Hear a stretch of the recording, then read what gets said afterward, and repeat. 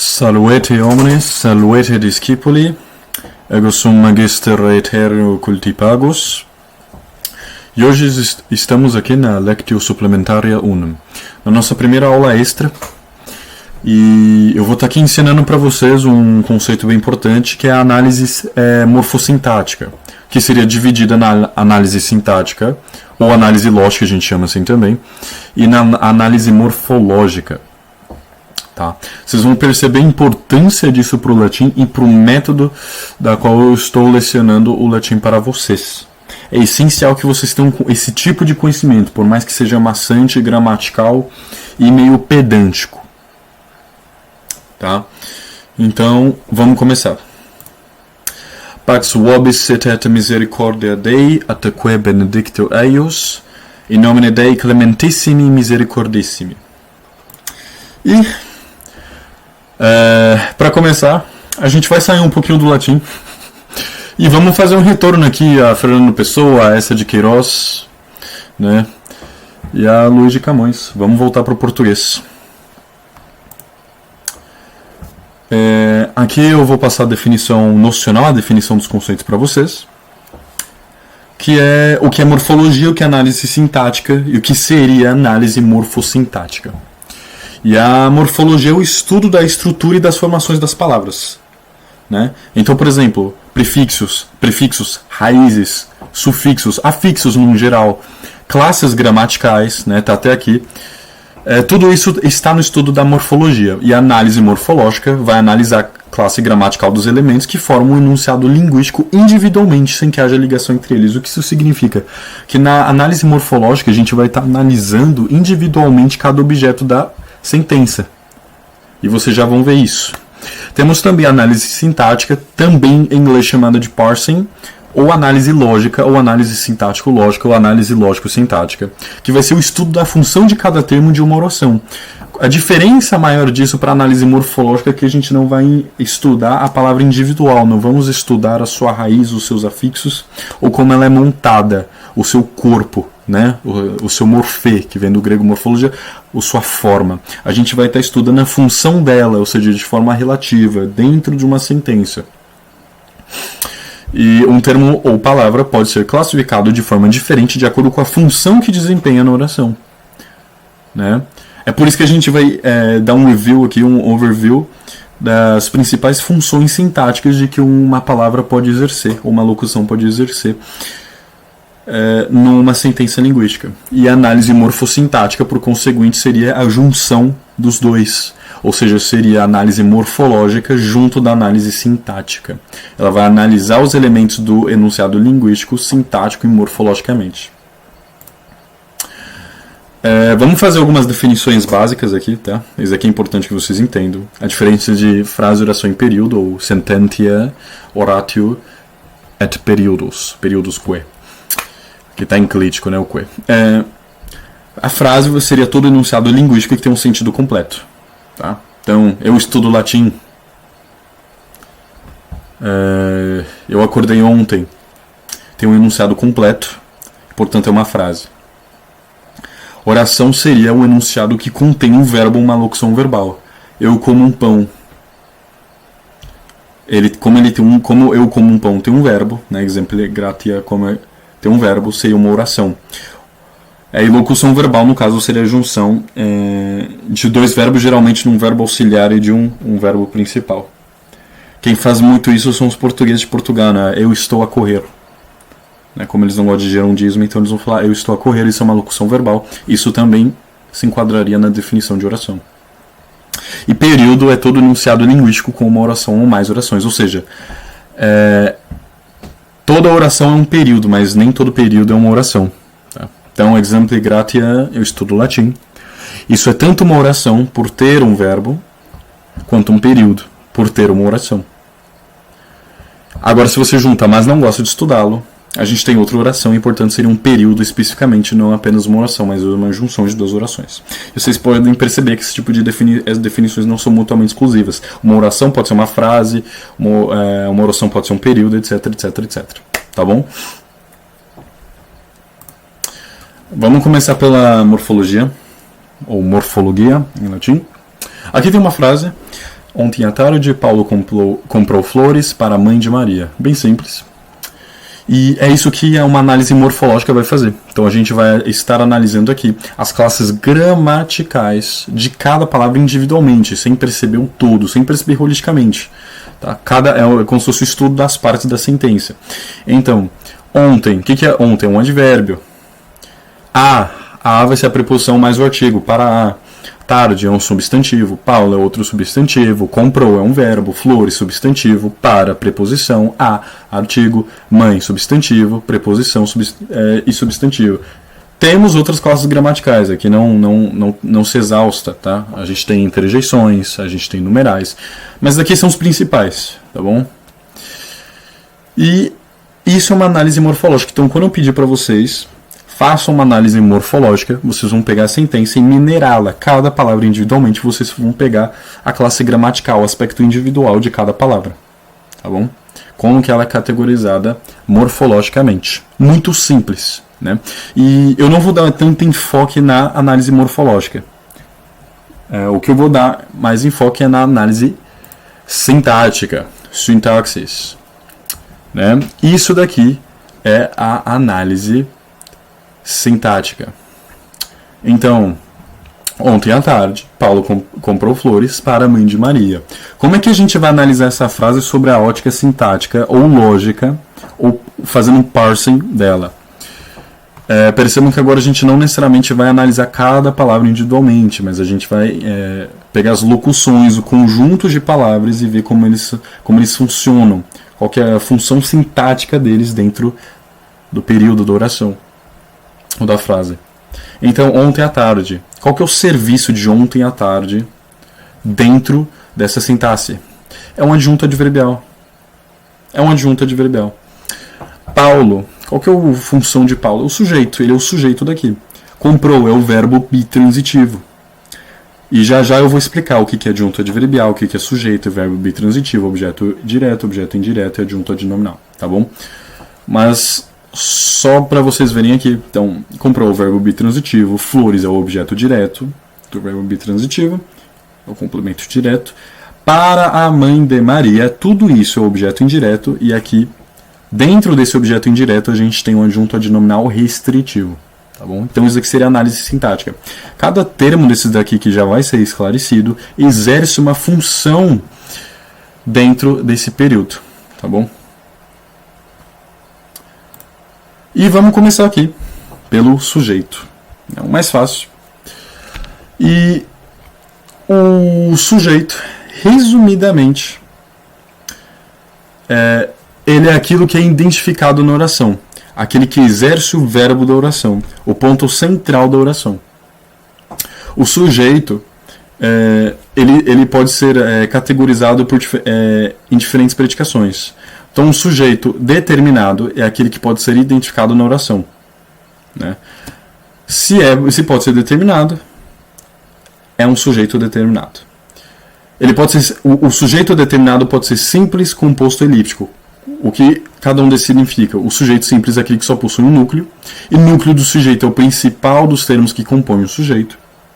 Sujeito composto é aquele que possui dois ou mais núcleos, e sujeito elíptico é aquele que pode ser identificado pela desinência verbal, pelo contexto, ou seja, que não está aparecendo exatamente. Então, um exemplo de sujeito simples. O menino está lendo o livro. Isso aqui é um sujeito simples. Né? Ele só possui apenas um núcleo do sujeito. Agora, Paulo e seus irmãos. Isso daqui é um sujeito composto. Tá? Ele possui dois ou mais núcleos. Quais são os núcleos? Paulo, irmãos. Tá bom? E seus são para poder explicar o sujeito. Mas os dois núcleos do sujeito é Paulo e irmãos. Então é um sujeito composto porque tem mais de um núcleo. Tá bom? E sujeito elíptico, aqui eu não coloquei um exemplo, mas resumidamente se eu falar como. Né? Se eu falar como, não está eu que seria o sujeito. Se eu falo como, pela desinência verbal, pelo como, vocês vão saber que sou eu. Tá? Se eu falar comem, a depender do contexto, vão saber que é eles. Se falar come, pode ser ele, ela, enfim. Isso é um sujeito elíptico que a gente vai discernir pelo contexto ou pela desinência verbal. Tá? Sujeito indeterminado é aquele que não pode ser identificado na oração. Pode ocorrer de duas formas, colocando-se o verbo na terceira pessoa do plural sem referência ao contexto ou utilizando-se o índice de indeterminação do sujeito. E oração sem sujeito é aquela que emprega verbo impessoal. Nesse caso, o predicado não faz referência a nenhum tipo de sujeito. Choveu, por exemplo. Choveu. Quem choveu? Ninguém não tem um sujeito para choveu. Chove. Né? E dentro do latim, isso é conhecido por nominativos, pelo caso nominativo. O próximo é o objeto direto. E para a gente poder entender o que é objeto direto, primeiro a gente tem que entender o que é um verbo intransitivo. Verbo, acho que vocês já sabem o que é. Verbo é uma classe gramatical, daí a morfologia, né? Que representação, estado da natureza ou uma emoção humana. E o verbo ele pode ser classificado, né? E uma dessas classificações é o verbo intransitivo. O verbo intransitivo é aquele que não exige nenhum complemento que lhe elucide o sentido. Também é conhecido como verbo de significação completa. Então aqui tem alguns exemplos, tá? O bailarino tropeçou. Ao cair da tarde, Paulo adormeceu. Naquela noite as estrelas não brilharam. O passarinho de Lésbia morreu. Vocês percebam que não existe nenhum complemento para esse verbo. A gente tem o sujeito, o nominativo e a gente tem o verbo. O verbo que não possui um complemento é um verbo intransitivo. E agora, verbo transitivo direto é aquele que exige um complemento verbal não preposicionado, denominado objeto direto. O não preposicionado aqui significa que ele não toma uma preposição antes, e vocês já vão entender isso melhor. Aqui tem alguns exemplos. O menino está lendo um livro.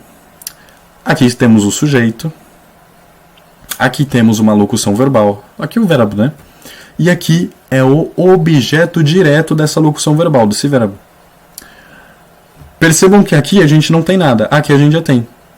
Então ele está lendo, quando eu digo eu estou lendo, ou eu leio, isso necessita de um objeto direto para dar uma significação completa. Né? Se eu estou lendo, eu devo estar lendo algo. Eu não posso estar lendo nada. Né? Eu preciso estar lendo algo. Diferentemente de eu morrer. Se eu morrer, eu morri. Eu não preciso morrer sobre nada. Eu não tenho um objeto para a morte. Né? Então, quando eu leio, o que eu estou lendo? Vai precisar de um objeto direto nesse caso. Está lendo um livro. Então, um livro é o objeto direto. Paulo e seus irmãos estudam latim. Paulo e seus irmãos, percebam que aqui é um sujeito composto com dois núcleos do sujeito, estudam é o verbo latim, é o objeto direto. Ouviram do Ipiranga as margens plácidas, de um povo heróico brado retumbante. Quem que é o sujeito aqui? As margens plácidas. As margens plácidas, elas ouviram do Ipiranga de um povo heróico brado retumbante, que seria o objeto direto. Isso daqui é uma análise sintática um pouquinho mais complexa. Vocês vão ter que treinar isso daqui para vocês poderem entender. E no latim isso toma o caso accusativus, o acusativo. Agora a gente tem um objeto indireto. O que é o objeto indireto? O objeto indireto, para a gente poder entendê-lo, a gente tem que entender o que é o verbo transitivo indireto. A gente entendeu já o que é o verbo transitivo direto, que é aquele que requer um complemento não preposicional. O verbo transitivo indireto é aquele que exige um complemento preposicionado, que se chama objeto indireto. E vejam aqui, a única diferença entre um verbo transitivo direto e um verbo transitivo indireto é a ausência ou não de preposição. Então, se o verbo ele precisa de um complemento com preposição, ele é o complemento é o objeto indireto. E se não precisa de preposição, ou se não tem preposição, ele é chamado de objeto direto, que é o caso acusativo que a gente viu. Então, por exemplo, aqui, Maria escreve para os pais. Percebam que para é uma preposição. Então, para os pais. Isso daqui é objeto indireto. Sujeito, verbo. Isso daqui é um verbo transitivo indireto. Porque quando eu escrevo, eu preciso escrever para alguém. Esse para alguém, como tem a preposição, objeto indireto, para os pais. Não consigo pensar em outra coisa. Aqui é uma negação. consigo. Percebam que aqui o sujeito é elíptico. Não tem falando eu não consigo, a gente só diz consigo. Quando eu digo consigo, já pensamos eu, mesmo sem estar eu aqui. Então, isso daqui está o sujeito, mas cadê o sujeito? Ele é um sujeito elíptico, é o eu. A gente vê pela desinência verbal. Não consigo pensar, né? Aqui é uma locução verbal, tem 2 verbos, em outra coisa. O em aqui é preposição. Então, vai pedir, quando eu penso, eu preciso pensar em algo, então esse em algo é o objeto indireto. Aqui é a mesma coisa. As crianças não gostam de brócolis. O de aqui é uma preposição, de brócolis é o objeto indireto. As crianças é o sujeito, gostam é o verbo, que é a negação, né? Então, elas não gostam de brócolis. Isso daqui é o parsing, né? Quando eu digo aqui, então aqui é o sujeito, aqui é o verbo, aqui é o objeto indireto, isso daqui é um verbo transitivo indireto, isso daqui é o parsing, isso daqui é a análise sintática. E no latim, isso toma o caso dativo. Agora a gente vai entender que são verbos bitransitivos, o que é bem simples. Se vocês conseguirem entender perfeitamente o que é um verbo transitivo direto e um verbo transitivo indireto, o verbo bitransitivo é aquele que exige 2 complementos, um objeto direto e um objeto indireto. Paulo, sujeito, comprou, verbo transitivo direto e indireto, ou seja, um verbo bitransitivo, flores para Maria. Quando eu compro algo, né? Então o algo é o objeto direto. Agora eu posso comprar esse algo para alguém, que é o objeto indireto. Então isso seria um verbo bitransitivo. Vejam que escreve também é um verbo bitransitivo. Maria escreve para os pais. Maria escreve algo. A gente poderia falar que Maria escreve um livro para os pais. Então, se eu digo Maria escreve um livro para os pais, escreve é o verbo bitransitivo. Ele vai tomar o objeto direto, que é um livro, e para os pais, que é o objeto indireto. Aqui tem alguns outros exemplos. O jovem cedeu o lugar ao idoso. O jovem, que é o sujeito, cedeu. Aqui é o verbo bitransitivo, porque requer complemento direto e indireto. Ele cedeu o quê? O lugar. Perceba que aqui não tem preposição e, portanto, é direto. Ao idoso, aqui pode ser para o idoso. Ao é uma... se junta, para e o vira ao. Então, o lugar para o idoso. Ao idoso. Como tem uma preposição implícita, isso daqui é objeto indireto. O professor explicou a matéria aos alunos. Sujeito, verbo bitransitivo, ou seja, que tem complemento indireto e indireto. A matéria, objeto direto do verbo bitransitivo. Aos alunos, objeto indireto do verbo bitransitivo. E isso daqui é que nós podemos também trocar os complementos por pronomes. E vai continuar no mesmo caso. O pronome vai exercer a mesma função sintática. Então, o jovem cedeu o ao idoso. Cedeu o. Esse o aqui é um pronome de o lugar. E perceba que continua sendo objeto direto. Então, qual que é o objeto direto dessa frase? O jovem cedeu o ao idoso. É o o. No português é o. O jovem cedeu-lhe o lugar. Aqui a gente mudou. O pronome agora se refere ao idoso. Então, o jovem cedeu-lhe o lugar. Qual que é o objeto indireto dessa frase? Lhe. O que exerce a função de objeto indireto, dativo, é o lhe. E aqui fica explícito o lugar, que é objeto direto. Aqui é a mesma coisa. O professor explicou aos alunos. Explicou a. O pronome aqui vai tomar o caso acusativo, de objeto direto. Aos alunos continua. E aqui a gente pode fazer a mesma coisa. Lhes. O lhes é o caso dativo, objeto indireto. A matéria, que continua. Bem simples, bem fácil. Agora a gente vai entender o que é adjunto antinominal restritivo. É um nome grande, mas é simples. Tá? O conceito é bem simples. Adjunto antinominal restritivo. Ele se junta com o nome, com o substantivo, e o restringe. Então, adjunto antinominal restritivo é todo complemento que restringe um nome, ao mesmo tempo que lhe completa o sentido. Então, aqui estão alguns exemplos. O retrovisor do carro está quebrado. E percebam que quando vocês fazem um parsing, quando vocês fazem uma análise sintática, vocês podem quebrar a sentença e ainda assim ela continua com sentido. Então, o do carro aqui é o adjunto antinominal restritivo. Só que eu poderia tirar, eu poderia falar, o retrovisor está quebrado. o retrovisor está quebrado é uma frase. Por quê? Porque tem sentido completo, a gente entende perfeitamente, não tem nenhum erro. Então, o adjunto adnominal restritivo ele só vai dar mais um sentido, ele vai restringir o sentido ou completando ainda mais. Então o retrovisor está quebrado. Por mais que isso esteja perfeito, a gente tem que saber o retrovisor do quê? O retrovisor do que está quebrado? Do carro. O do carro restringe, né, o retrovisor. Não é um retrovisor de um ônibus. Não é um retrovisor, sei lá, de uma moto. É um retrovisor do carro. Tá? Aqui está restringindo o retrovisor. Antes o retrovisor poderia ser de qualquer coisa. Poderia ser um retrovisor, sei lá, como eu falei, de um ônibus, de um metrô, de qualquer coisa. Não, é o retrovisor do carro. Então está restringindo o retrovisor. Segundo a tradição, Rômulo foi o primeiro rei de Roma. A gente poderia tirar isso daqui. Segundo a tradição, Rômulo foi o primeiro rei. Mas percebam que isso é uma frase, isso tem sentido. Tem todo o sentido, a gente consegue entender. Mas a gente tem aquela pulguinha na orelha. Mas peraí, ele foi o primeiro rei do quê? Então o adjunto adnominal restritivo adiciona, incrementa sentido. Por mais que a frase seja uma frase completa, a gente consegue aumentar e incrementar o sentido disso. Deixar mais rebuscado, explicado e detalhado.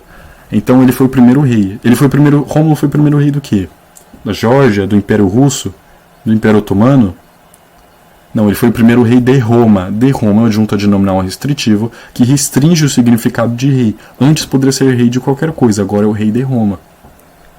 Newton e Leibniz foram os pais do cálculo diferencial e integral. Do cálculo diferencial e integral é o adjunto adnominal restritivo, que vai restringir. Por quê? Newton e Leibniz foram os pais. Pode ser pai do quê? Pode ser pai do João, foram os pais, tipo um casal gay, né?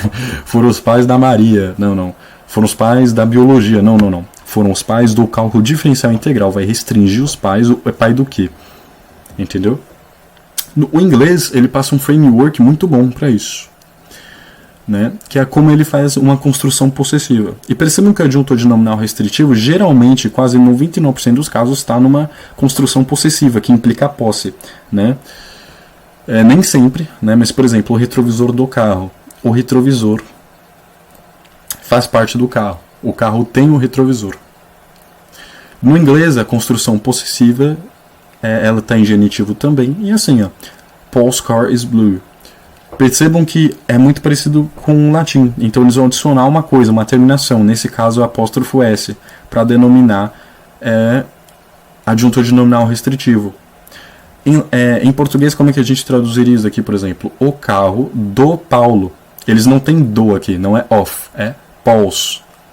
O S que vai explicar que é uma construção possessiva genitiva. Paul's car is blue. O carro do Paulo é azul. This book is not mine, it's Mary's. Esse livro não é meu, é da Maria.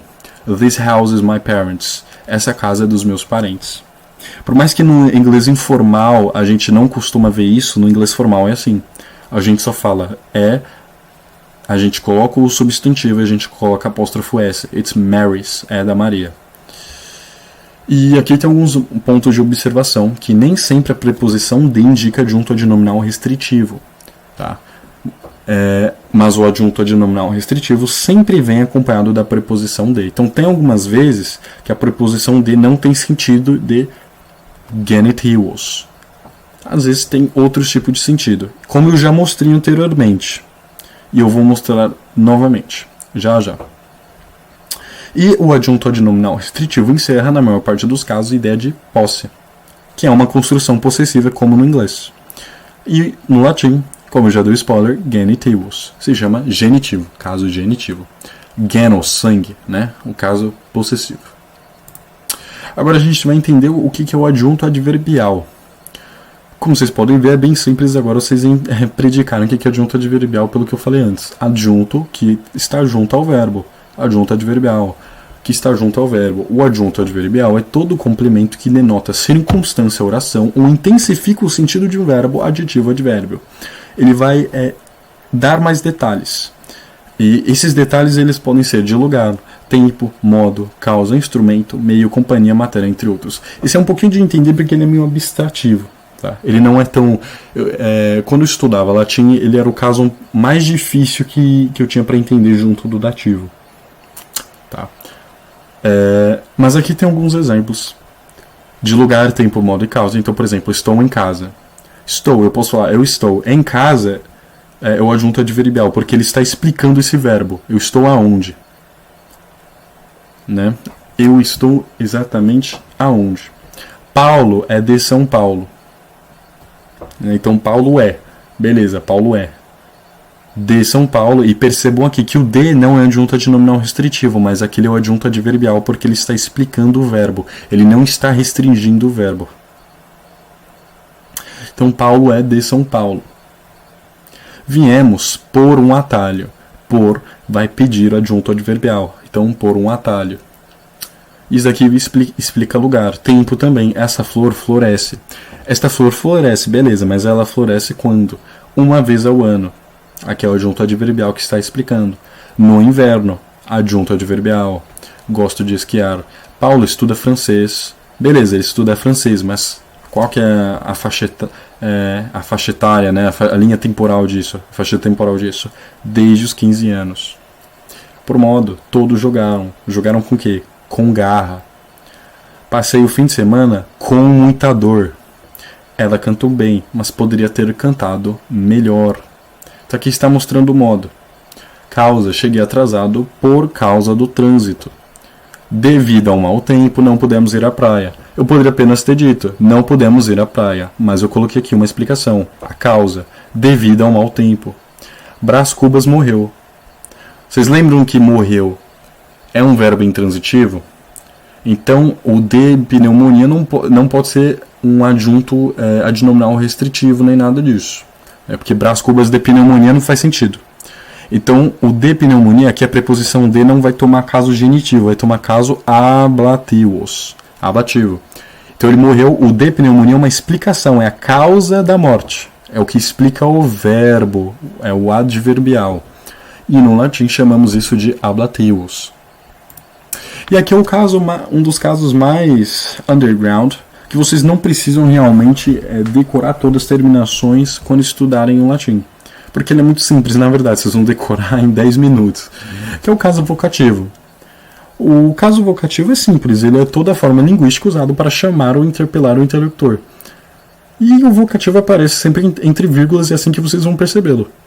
Então, onde você está, Paulo? Aprender latim, meu jovem, é mais fácil do que você imagina. E de novo, percebam que no parsing eu posso tirar as funções sintáticas e continuar com o sentido. Aprender latim é mais fácil do que você imagina. Quando eu coloco entre vírgulas é um complemento, é o vocativo. Aprender latim, meu jovem, é mais fácil do que você imagina. Não corram aqui dentro, meninos. Ó céus, onde foi que ele se meteu? E percebam que o vocativo não é o sujeito. Muita gente confunde, mas, por exemplo, Paulo, aqui não é sujeito, não está exercendo verbo nenhum, não está exercendo nada. Só está chamando. E geralmente está em segunda pessoa. Esse aqui é o caso vocativo, muito fácil. Aqui é um memoranda, vocês podem tirar uma print disso, dos casus grammatici.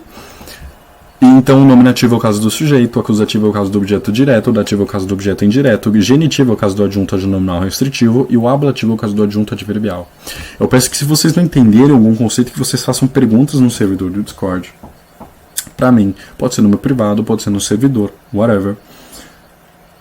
Se no caso eu postar isso aqui no YouTube, que seja nos comentários também. E se vocês não entenderam, voltem pro vídeo e tentem ver até vocês entenderem, tá bom? Aqui tá faltando o vocativo, como eu falei. Tem uma galera que inclusive rejeita o vocativo como um caso, tá bom? Mas eu coloquei isso só para vocês saberem. Aqui é como o latim usufrui da análise sintática. Então, no português, a análise sintática, vamos voltar aqui um pouco, ela é determinada, tá, pela ordem das palavras. Então, em algumas frases, se você inverte a ordem, fica muito estranho. Por exemplo, todos jogaram com garra, tudo bem. Agora, se eu separar isso daqui, com todos garra jogaram, percebam que isso daqui não é uma frase, não tem sentido, não é gramaticalmente correto. Passei o fim de semana com muita dor. Dor, passei, muita, o fim, com de semana. Isso daqui não é uma frase, é um amontoado, né, de palavras, é waffling up, não tem sentido algum. E como é que o latim faz para demonstrar, para emanar a função sintática de cada, o exercício, né, de cada termo? Pela declinação, pela terminação das palavras. Então, as últimas letras da palavra que vão determinar o que ele faz. E nós temos 5 grupos e 3 gêneros, como eu já ensinei, 5 grupos declinacionais, declinais, de declinação. Que é masculino, feminino e neutro. Então a gente tem, percebam, nominativo, genitivo, dativo, acusativo, ablativo. E como é que a gente determina como é que uma palavra jaz em um grupo e não em outro? Pelo nominativo singular e pelo genitivo. Tá? Pelo genitivo. Então, aqui, por exemplo, aqua, aquae. Aqua é o nominativo singular e aquae é o genitivo. Aquae. Como o genitivo de aqua é aquae, então ele é do primeiro grupo declinacional. E o primeiro grupo declinacional, como vocês podem ver, só tem feminino, o que é bom. O segundo grupo declinacional, de declinação, ele já tem masculino e neutro. Servos, servi. Então, nominativo singular, genitivo. O nominativo singular de servos é servos, servo. E o genitivo é servi, do servo. Como é servi, como termina com esse i, com o macron em cima, significa que é do segundo grupo declinacional. Ou terceiro. Então agora vocês já entenderam. Rex, rei, regis, do rei. Então como é regis, como termina com esse is, é do terceiro grupo. Mesma coisa aqui. Kiwis, kiwis. A diferença do terceiro... não, aqui ainda continua o terceiro, perdão. Que aqui é o i stem, né? Baseado no i. Então, kiwis, a diferença desse daqui para esse daqui é basicamente que o kiwis, do nominativo, ele parece o genitivo já, mas é a mesma coisa. Então, kiwis, kiwis. Agora, para o quarto, que só tem feminino e neutro, fructus, fructus. Percebam o macron em cima. Fructus, fructus. Fruta, da fruta. E a quinta declinação, res, coisa, rei, da coisa. Né? Thing.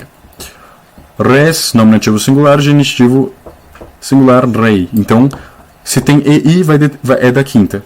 Se tem US com macron, é da quarta. Se tem IS, é da terceira. Se tem I com macron, é da segunda. E se tem I, é da primeira. Simples assim. E agora vamos fazer o nosso parsing em latim. Nosso primeiro parsing sério. Então eu peguei aqui uma frase em português. Paulo, na semana passada... Perdão, Paulo, na semana passada... Vocês têm que entoar, né? Como no português é a ordem, a gente entoa bastante. Paulo, na semana passada, o pai de Maria lhe comprou uma casa. Como é que a gente traduziria isso para o latim? Paule, praeterita hebdomade, pater Mariae emet domum. Aqui é o caso vocativo. E eu peço que vocês pausem isso daqui, que vocês façam análise sintática pela primeira vez. Né? Então pausem e façam parsing disso.